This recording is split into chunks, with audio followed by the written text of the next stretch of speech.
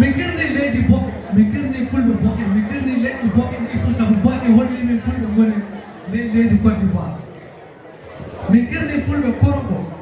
sabu taw paare o iwata woni o hirnama ɗo leydi ndi fof hirnama ɗo inde makko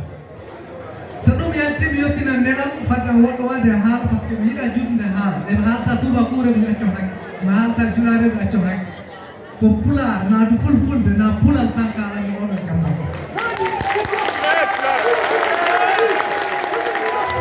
mi jarama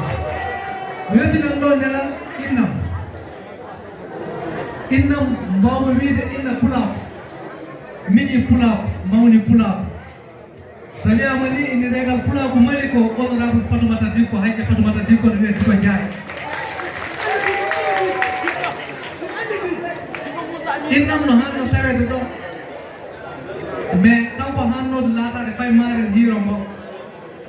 mais o wi mi yettino nelal omo tawda e moɗon omo duwano omo ñaagono duwaw ko haɗo wawde tawede ɗo tan annduɗo funa anndi caɗele gooduɗo no anndi torro gooduɗo no anndi tiiɗalla gooduɗo woni ɗum waɗi so tawi o wawata tawede e hiiro ngo so wona ɗum o tawdete moɗon woɗi omo duwanoo an noon tan mo wonde mo hakkille ɗum ko neli kam mi yettino nelal sabu nelal o ñamani sakiraaɓe fulɓe ko waɗi somi haalan pular tan a wawa wiide Pulaaku ardiɗa so ngara kala ɗemgal gongal dow hiiro Pulaaku sabu ɗum no wayi hono hoynude fulɓe e hoynude Pulaaku e hoynude leñol ɗum waɗi so hande mi nangi ɗo faandu haala ndu wajibi ko yaltate hunko am tawi o pular jaldal tan mi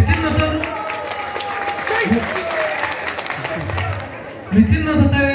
fayta tubakoore naatu ka ɗum no tiiɗi sabu mi jannguɗo fa kemi dogotora ko nana wiyatan Ibrahima Sanusi dogotora am sabu mi dogotoro ko kabaru cellal ɗum docteur en médecine mais so fulɓe kawriti eno jiirumi no weliri e seyo ngo mi wawata han wona pular na fulɓe ko mbiyamɓe tan sabu hande hiiro mo ɓe yahata dow mum kabaru kawrat jam e ndena no wattirte e ley leñol men gon e ley leyɗe men sen kalan haala jam eɗen andi so jam wala gurdam wala weera so jam wala hunde fuu wala woɗi ko ɓuri jam wala tinnoɗe enen fulɓe ɓe gadden jam hakkunde men gadden jam hakkunde meɗen enen eɓe joddiɗen ɓe sen keɓay jam ɓe keɓata jam so ɓe keɓay jam ɓe keɓata jam ɗum holli wiide tan ko jiɗanen koye men ko jiɗanen leƴƴi keddiɗi ɗi non watta so keɓen mosla e keɓen yaskara keɓen ko jiɗɗen e ko jiɗanen goɗɗo tinno ɗon ɗo wonɗon fof mbaajo ɗon kollito jirwi noon jam e gondal tawa ley gondal ngal torna heewa ko ɗum kanɗe ɗum pullo fof haani waɗde pullo fof tinno pati tooño fay gooto pullo fof tinno so tooñaama so waawi muña pullo fof tinno so tooñaama muña kasi pullo fof tinno so tooñaama muña kasi ko saabi so mbimi noon ko ɓuri muñal wala muña ɗo mursata woɗi tinnoɗe muña mbaawen wondude e heddiɓe ɓe sabu enen ɓuri sakade e windere nde ko enen ɓuri taweede e leyɗi keddiɗe ɗe woɗi eɗen kaani muñude e sawrade e wawde wondede woɗi heddiɓe ɓe to mbiɗe ɗaɓɓiriɓe